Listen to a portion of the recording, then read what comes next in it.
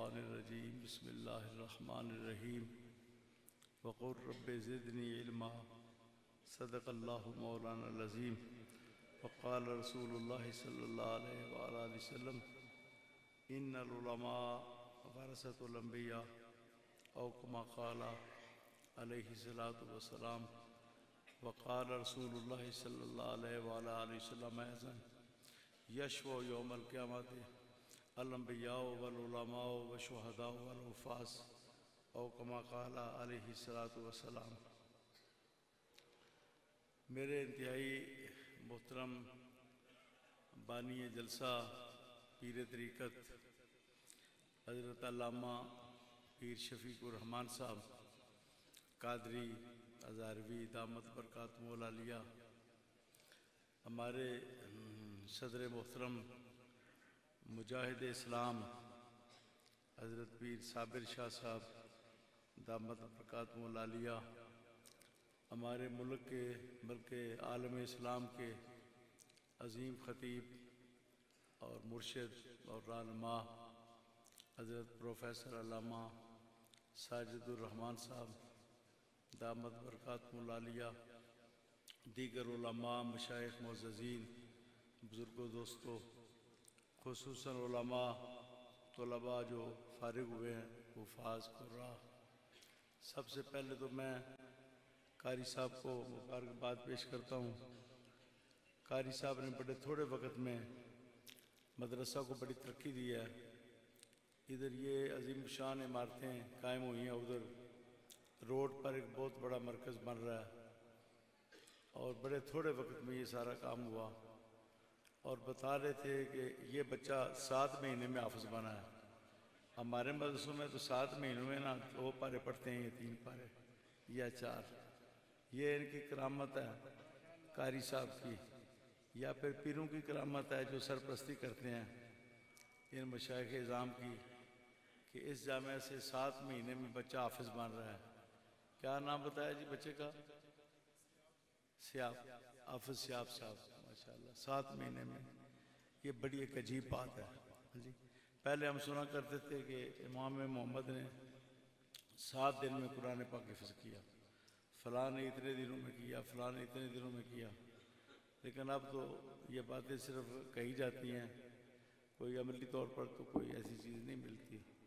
تو یہ بہت بڑی بات ہے۔ قاری صاحب نے مجھے بتایا کہ عام بچے سال میں حفظ کر لیتے ہیں، کوئی 1.5 سال میں کرتے ہیں، ہمارے مدرسوں میں تو 3-4 سال میں حفظ کرتے ہیں، 3 سال حفظ کرتے ہیں، پھر 1 سال میں منظریں یاد کرتے ہیں، پھر بھی ان کی غلطیاں ہوتی ہیں جب وہ سناتے ہیں رمضان شریف میں۔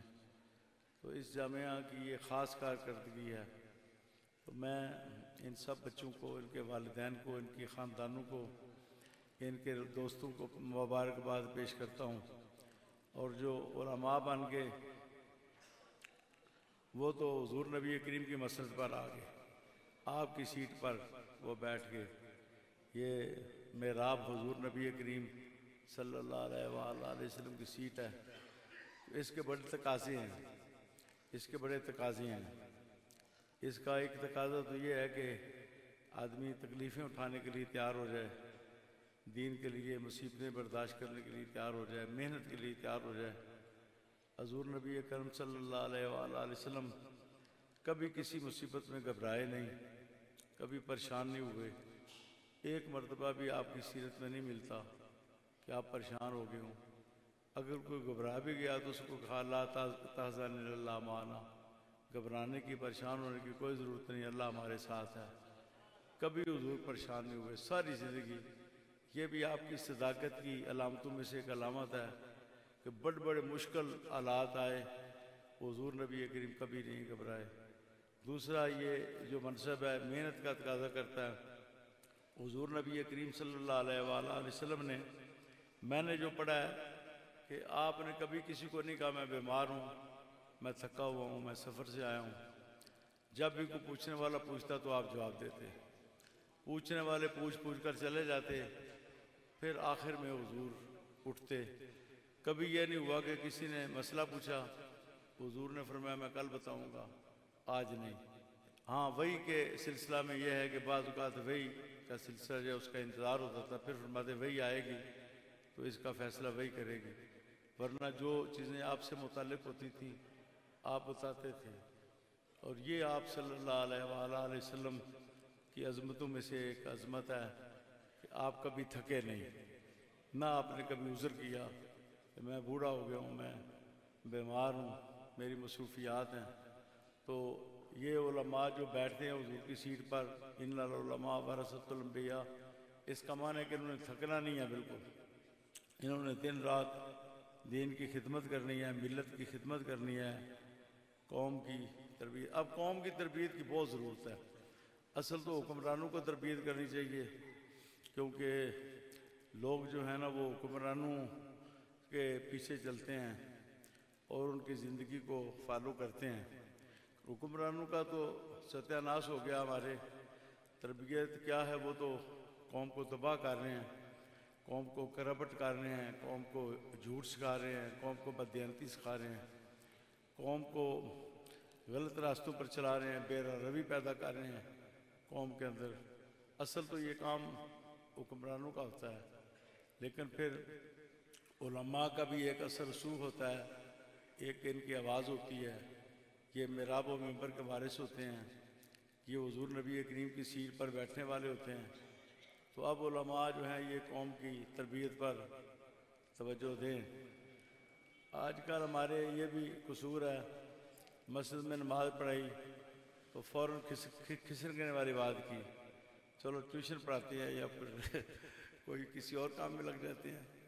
لیکن صحابہ اکبار کو جو ہم نے پڑھا، یا تابعین کو، یا ائمہ مجتہدین کو، وہ تو نماز کے بعد بیٹھ جاتے تھے اور باقاعدہ ان کے ارد گرد حلقے جمع ہوتے، مسائل پوچھتے، ان کے پاس بیٹھنے والے بھی عالم بن جاتے تھے۔ تو ان چیزوں کو زندہ کرنے کی ضرورت ہے۔ پھر میں ایک بات کہتا ہوں جو بڑی ضروری ہے، وہ یہ ہے کہ حکمرانوں نے جہاد کرنا بند کر دیا پوری دنیا میں، اسی لیے ہم ذلیل ہو رہے ہیں۔ جو کام جہاد کے ذریعے حاصل ہوتے ہیں وہ بغیر جہاد کے نہیں حاصل ہو سکتے۔ ایک نئی سوچ پیدا ہو رہی ہے جس میں مرزا قادیان کو فالو کیا گیا ہے۔ مرزا قادیان نے کہا اب جہاد کا خیال چھوڑ دو، اب مسیح آ گیا ہے، ہاں جی، اس امت کا، تو اب جہاد جو ہے آرام ہے، جہاد جنگ و قتال آرام ہے۔ تو اب وہ اس کو نبی تو نہیں مانتے، لیکن اس کی اس بات کو بہت سے لوگوں نے مان لیا ہے۔ وہ کہتے ہیں نہیں جی ہم تو لڑائی جھگڑا نہیں کرتے، ہم تو پرامن لوگ ہیں جی، ہم تو شریف لوگ ہیں جی، ہم تو کسی کو کچھ نہیں کہتے۔ تو یہ باتیں نہیں ہیں۔ جب اللہ کہتا ہے، اللہ کا رسول کہتا ہے غلط کام کو غلط کہتا ہے، تو آپ کیوں نہیں غلط کہتے؟ جب اللہ کہتا ہے کہ یہ بات غلط ہے، یہ راستہ غلط ہے، اللہ کا رسول کہتا ہے یہ راستہ غلط ہے، تو آپ پھر کس طرح کہتے ہیں جی ہم کسی کو کچھ نہیں کہتے؟ یہ کہنا چاہیے۔ ہم نے جہاد بیان کرنا چھوڑ دیا ہے، جہاد کے لیے پریشر ہم نے روک دیا ہے۔ جو پریشر علماء کو پیدا کرنا چاہیے، قوم کو، حکمرانوں پر، جرنیلوں پر، فوجوں پر، وہ پریشر ہم نے بند کر دیا، پریشر ہم نہیں پیدا کر رہے۔ اس لیے کشمیر کا مسئلہ اٹکا ہوا ہے، فلسطین کا مسئلہ اٹکا ہوا ہے، جہاد بند ہے، ہم ذلیل ہو رہے ہیں، رسوا ہو رہے ہیں۔ اس سے بڑھ کر اور رسوائی کیا ہے کہ ہماری چیزوں کے ریٹ جو ہیں وہ ہمارے دشمن مقرر کرتے ہیں۔ اب تو چھوٹی چھوٹی چیزوں پر وہ ہمارے ریٹ مقرر کر رہے ہیں، اور مداخلت کی انتہا ہو گئی ہے۔ چھوٹی چھوٹی چیزوں میں انہوں نے مداخلت کر کے مکمل ہمیں جکڑ لیا اپنی غلامی کے اندر۔ تو علماء کو چاہیے کہ وہ جہاد کے لیے آواز بلند کریں۔ اور کچھ جو حضرات ہیں وہ صرف اسلام کے عبادات بیان کرتے ہیں یا اخلاقیات، انہوں نے عبادات اور اخلاقیات تک دین کو محدود کر دیا، باقی چیزیں انہوں نے چھوڑ دی۔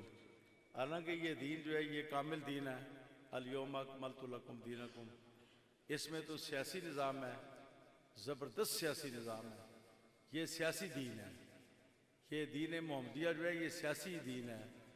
حضور نبی کریم سیاسی نظام بھی لے کر آئے، جہاں نماز لے کر آئے وہاں سیاسی نظام بھی لے کر آئے، اور حضور نے اس کو اختیار کیا، اس کو نافذ کیا، اور پھر خلفائے راشدین نے اس کو اور بہتر کیا، اور بہتر کیا، پھیلاتے گئے اس کو۔ حضور نبی کریم کی تربیت کے نتیجے میں وہ انہوں نے اور کام کیا سیاست میں. اب سیاست چھوڑ دی حکمرانوں نے. وہ کہتے ہیں جی اگر سیاست آ گئی نا جی اسلامی آ گئی تو ہماری جمہوریت کو کسی نے پوچھنا بھی نہیں, اور نہ کسی نے سوشلزم کو پوچھنا ہے, نہ کسی نے کمیونزم کو پوچھنا ہے. تو ہمارے تو سارے نظام لوگ چھوڑ دیں گے, ہمارے اپنے کہیں گے جی اسلام لاؤ, عمر لاؤ. تو وہ نہیں نافذ کرنے دیتے ہمارے حکمرانوں کو. ہمارے حکمران جو ہے نا انہوں نے ضرورت سے زیادہ ایجنٹی اختیار کر لیا, ڈرپوک ہو گئے ہیں, بزدل ہو گئے ہیں, ان کے نیچے لگ گئے ہیں, اور امت مسلمہ کے لیے رسوائی کا باعث مان رہے ہیں ہمارے حکمران. تو علماء کو بیان تو کرنا چاہیے نا. علماء نے جہاد نہیں کرنا, جہاد تو فوج نے کرنا ہے. علماء بیان تو کریں نا کم از کم کہ جہاد بھی اسلام کا رکن ہے, اور حضور کا فرمان ہے الجہاد خلقی, جہاد میرا خلق ہے. جس خلق عظیم کا مجھے مالک قرار دیا گیا ہے وہ جہاد ہے بنیادی طور پر. جہاد کے ذریعے فتنوں پر کنٹرول ہوتا ہے, جہاد کے ذریعے شر انگیزوں کی شر انگیزی روکی جاتی ہے, اور جہاد کے ذریعے دنیا میں امن قائم کیا جاتا ہے. کم از کم بیان تو ہمارے علماء کریں نا کہ جہاد کے لیے جہاد کشمیر فرض ہو چکا ہے, جہاد فلسطین امت مسلمہ پر فرض ہو چکا ہے. کم از کم ہمیں اللہ نے ٹی وی بھی دیے ہوئے ہیں, تو ہمارے علماء ٹی وی پر اتنا تو بیان کر دیں کہ جہاد فرض ہے. تو صرف کیا اسلام صرف عبادات کے لیے تھا, میٹھی میٹھی سنتوں کے لیے تھا؟ کیا یہ اسلام صرف اخلاقیات کے لیے ہی تھا؟ کیا صرف اس میں رہبانیت ہی تھی, باقی چیزیں اس میں نہیں تھیں؟ اس میں ختم نبوت نہیں تھا, اس میں ناموس رسالت نہیں تھی, اس میں امر بالمعروف نہیں تھا, نہی عن المنکر حکمرانوں کو افضل الجہاد کلمۃ حق عند سلطان جائر, یہ بات اس دین میں نہیں تھی. تو یہ ساری چیزیں جو ہیں متروک ہو چکی ہیں. تو جو علماء فارغ ہوئے ہیں, میں ایک خادم ہونے کی حیثیت ان کو کہتا ہوں کامل دین بیان کریں. کامل, یہ دین کامل ہے, خدا کے لیے کامل دین بیان کریں. یہ نہ ہو کہ سننے والا کرے کوئی رائے بیان کر رہا ہے, کوئی عیسائیوں کا بڑا بیان کر رہا ہے, یا کوئی قادیانی بیان کر رہا ہے. قادیانی بھی وہ کہتے ہیں صرف اخلاقیات بیان کرو اور عبادات بیان کرو. سننے والا جب سنے تو کہے جی یہ محمد عربی صلی اللہ علیہ وآلہ وسلم کا غلام کلام کر رہا ہے, یہ صحابہ اور اہل بیت کا غلام کلام کر رہا ہے. یہ پتہ چلے آپ کے کلام سے ممبر ہو, محراب سے آپ آوازیں بلند کریں. ان سارے جو حافظ فارغ ہوئے ہیں, آخری بات ان کے لیے یہ ہے کہ منزلیں یاد رکھیں, کیونکہ جو حافظ نہ ہو اس کے لیے کوئی وعید نہیں. جو حافظ نہ ہو, میں بھی حافظ نہیں ہوں, میرا خیال ہے کئی مشائخ حافظ نہیں ہوں گے ان میں سے, تو میں بھی حافظ نہیں ہوں. میں تو اپنے بارے میں کہتا ہوں میں حافظ نہیں ہوں, تو میرے بارے میں کوئی وعید نہیں ہے قرآن و حدیث میں اس نے حفظ کیوں نہیں کیا. لیکن جس نے حفظ کر لیا اس کے لیے وعید ہے. اگر وہ منزل بلا دیتا ہے تو اس کے لیے وعید ہے. اگر وہ بلا دیتا ہے, اللہ کی یہ نعمت ضائع کر دیتا ہے, سینے سے قرآن نکال دیتا ہے, منزل یاد نہیں کرتا, تو اس کے لیے ہے کہ قیامت کے روز وہ کوڑی اٹھے گا, کوڑ اس کو پڑ جائے گا, کوڑی ہوگی. ہاں جی, اور بھی وعیدیں, عذاب کی وعیدیں بھی ہیں جو قرآن پاک کی منزل کو. تو اب یہ سب سے زیادہ اس کے لیے یہ ہے کہ آپ بالکل آپ آگے ادھر ادھر کوئی لائن اختیار نہ کریں. آپ حضرت قاری صاحب شفیق الرحمان صاحب کے مشورے سے نا آپ درس نظامی مکمل کریں, اور درس نظامی میں آپ کوئی تبدیلی کی ضرورت نہیں, اس لیے کہ قرآن میں تبدیلی کوئی نہیں ہوگی, نہ حدیث میں. درس نظامی میں کیسے ہو سکتی ہے جب قرآن میں تبدیلی کوئی نہیں, جب حدیث میں تبدیلی کوئی نہیں, جب فقہ اسلامی میں کوئی تبدیلی کوئی نہیں, جب تصوف میں کوئی تبدیلی نہیں, اخلاقیات میں کوئی تبدیلی نہیں, تو ان چیزوں کے جو علوم ہیں ان میں کیسے تبدیلی کی کیا ضرورت ہے؟ تبدیلی تو کوئی نئی چیز ہے, تو پھر اس کے لیے چلو ٹھیک ہے تبدیلی دیکھ لو. اب بھی میں دعوے سے کہتا ہوں جتنی کتابیں ہم نے یونیورسٹیوں میں, کالجوں میں, مدرسوں میں نئی لے کر آئے ہیں ان میں کوئی برکت نہیں ہے. اب بھی جو ناومین میں برکت ہے, جو شرح میں تعامل میں برکت ہے, جو ہدایت اللہ میں برکت ہے. مجھے ناومین پڑھے ہوئے 60 سال ہو گئے ہیں, ابھی مجھے زبانی یاد ہے. مجھ سے بے شک میرے امتحان لے لو, ناومین کا میرے امتحان لے لو, کوئی عالم اٹھے میرے امتحان لے. لیکن وہ ایسی چیزیں انہوں نے رکھی کہ یہ چیزیں جو ہیں سینے میں بیٹھ جائیں, نقش ہو جائیں, ایسی کتابیں انہوں نے رکھی. خلاصہ نکال کے علم کا رکھ دیا انہوں نے ان کتابوں میں جو اس وقت کتابیں تھیں. بہرحال بچوں سے یہ ہے کہ یہ منزل نہ بلائیں, اب عالم بننے کی ضرورت ہے, عالم بننے کی ضرورت ہے. حافظ بننے کے بعد عالم بنے, اب سب عالم بنے اور تکڑے عالم بنے. اور وہ بھی راہی مسافر جو ہے نا وہ ٹھیک نہیں ہوتا جس کو پتہ ہی نہ ہو میں کہاں جانا ہے. ایک منزل تو بنائیں نا, اپنی منزل متعین کریں, اور منزل آپ کی یہی ہونی چاہیے کہ میں نے رسول اکرم صلی اللہ علیہ وآلہ وسلم کی سیٹ پر بیٹھنا ہے, اور میں نے آگے اور علماء پیدا کرنے ہیں, میں نے دین کے اور خادم پیدا کرنے ہیں, میں نے قوم کی رہنمائی کرنی ہے, میں نے ساری زندگی دین کی خدمت کرنی ہے, اور حضور نبی کریم صلی اللہ علیہ وآلہ وسلم کی طرز پر میں نے بیٹھ جانا ہے, پھر آگے روزی دینا اللہ کا کام ہے. جتنے بھی صوفیاء بیٹھے ہیں اللہ تعالیٰ نے لنگر جاری کر دیا. اب داتا صاحب کا لنگر دیکھ لو, دن رات لوگ کھاتے ہیں. تو یہ جب ایک آدمی توکل کرتا ہے تو پھر ایک عجیب قسم کی برکت آتی ہے, اور اللہ تعالیٰ کی طرف سے رزق آتا ہے. تو میں نے کچھ کلام لمبا کر دیا, حضرت صاحب کا کلام سب نے سننا ہے, میں نے بھی سننا ہے آپ کا خطبہ یا آپ کا. ہاں جی, حضرت شاہ صاحب سے تو ہم مایوس اپنا محروم ہو گئے, مجھ سے پہلے ہی آپ نے خطاب کر لیا. چلو دوسرے مہمان خصوصی. جی جی جی, اللہ اکبر یا اللہ. ٹھیک آگے اعلان کریں.